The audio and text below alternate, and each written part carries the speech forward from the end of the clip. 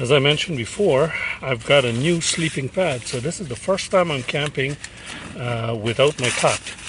So I'm on the bare floor. Of course, I've got the insulating pad underneath. But this is the Big Agnes Rapide SL Insulated. And I'll put the specs up on the screen in a little while. But it comes with a pump sack, which I'm not using because I went and it came with also a patch kit, which I hope to not have to use. And the reason I'm not using the pump sack is because I got one of these. This is a Flextail. It's a cool pump. And according to what I've seen on the TV, on the videos, this thing should take just over a minute to pump up. It's an insulated pad, and it's got a couple of valves. This is not a product review. There's lots of product reviews out there. This is a sleeping review. So I'm going to open the big one and fit the valve inside like this, and then fit the Flextail pump on the other side. I mean, when you think about it, Flextail has got to be pretty innovative to come up with all of these different fittings to fit all the different types of sleeping pads out there. But the reason why you want to use one of these instead of blowing it up is because you don't want to put condensation inside the bag, because then that could make it cooler. And it came out. So here it is. So now it should take over a minute to actually inflate. Now, what I'm worried about is that this thing is going to be too warm for me tonight. I am hoping that the temperature is going to drop. Right now, it's still like 76 or something like this. I'm hoping that it goes down to, low 40s tonight because I want to test this pad out. I've got that insulated mat underneath the tent, which I really, the last time I was out camping, I think I was, singing his praises from, forever. I think it's the best thing since sliced bread. It really, and I'm sitting on it right now, and I can feel some warmth underneath. Not that the ground is warm, but it just has a natural warmth to it, and I can feel that warmth right now underneath there. So I am worried that I might be a little too warm tonight. That's my only problem. Oops, this thing.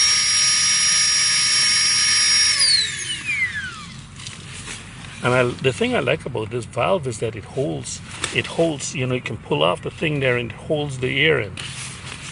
So, it's all inflated. It's hard as heck.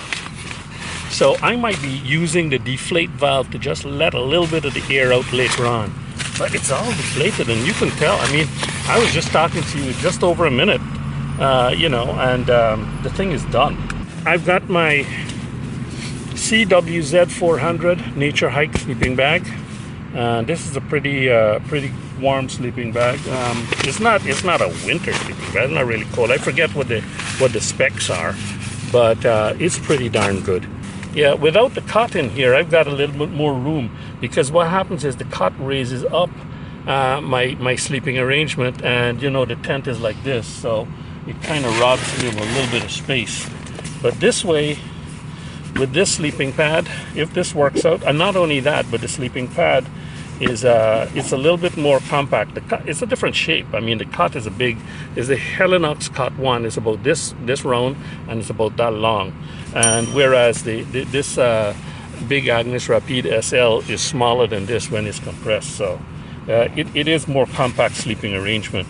The two of these fit inside my SW Motech Sysbag easily in one compartment of that Sysbag. So 1/3 of the Sysbag is taken up with a sleeping bag and this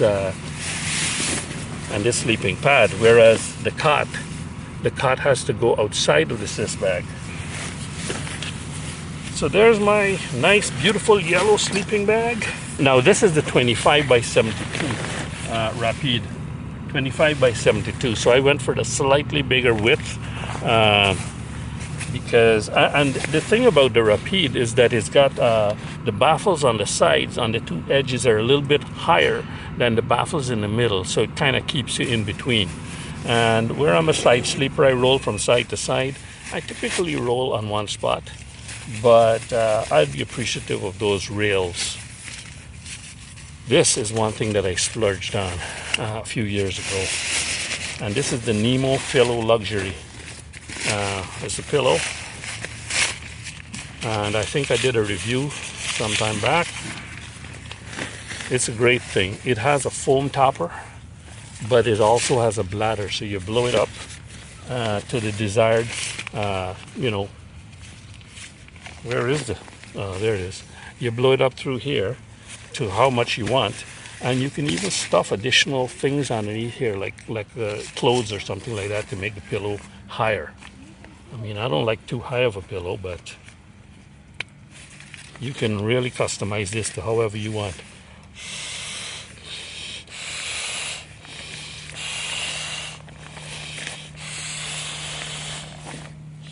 Four good breaths to start off with, and then if you want, you can let out some of it to your satisfaction, you know.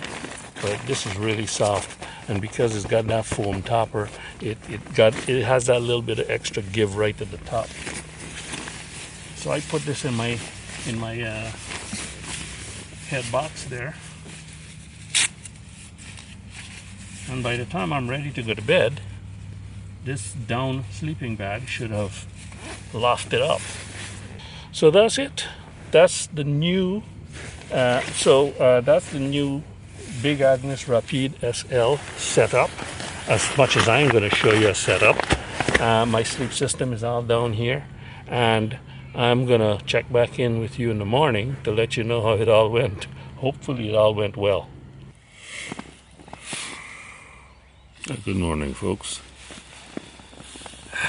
It's now 6:43 on Sunday, and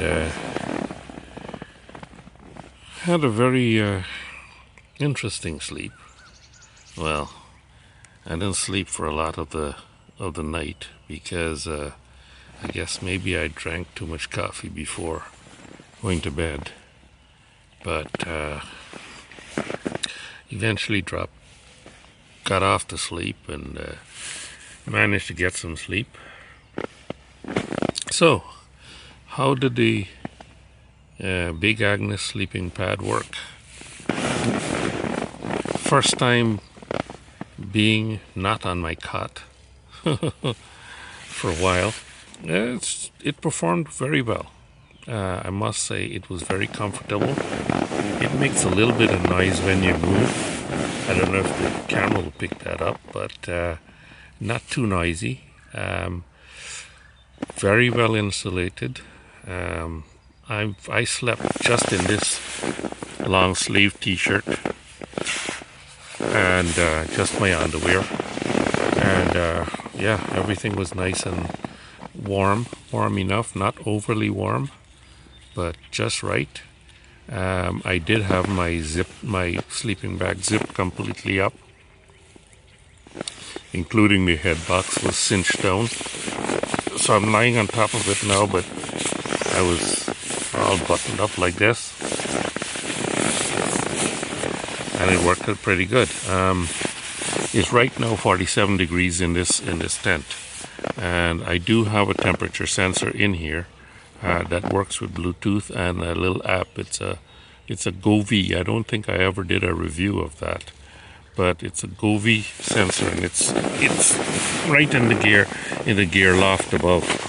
It's measuring the temperature right at the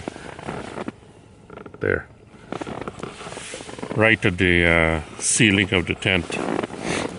But yeah, I just wanted to let you know that the sleep system worked good. I think it probably is a little bit overinflated right now. I probably could let a little bit of air out, but I didn't want to bother to get out to my sleeping bag to do that and all of that stuff, so I toughed it out for one night. But maybe I should have let a little bit of air out. To me, though, when you let a little bit of air out, you reduce the insulation, because it will get thinner. So if it gets thinner, then there's less air in there, and I think it would be a little bit less R value. Firm. I've got a problem with my sciatica since December on my left side, but that wasn't a problem at all last night or this whole camping trip. So that never even bothered me at all. So the sleeping pad being directly on the ground is nice and firm. So no complaints there at all.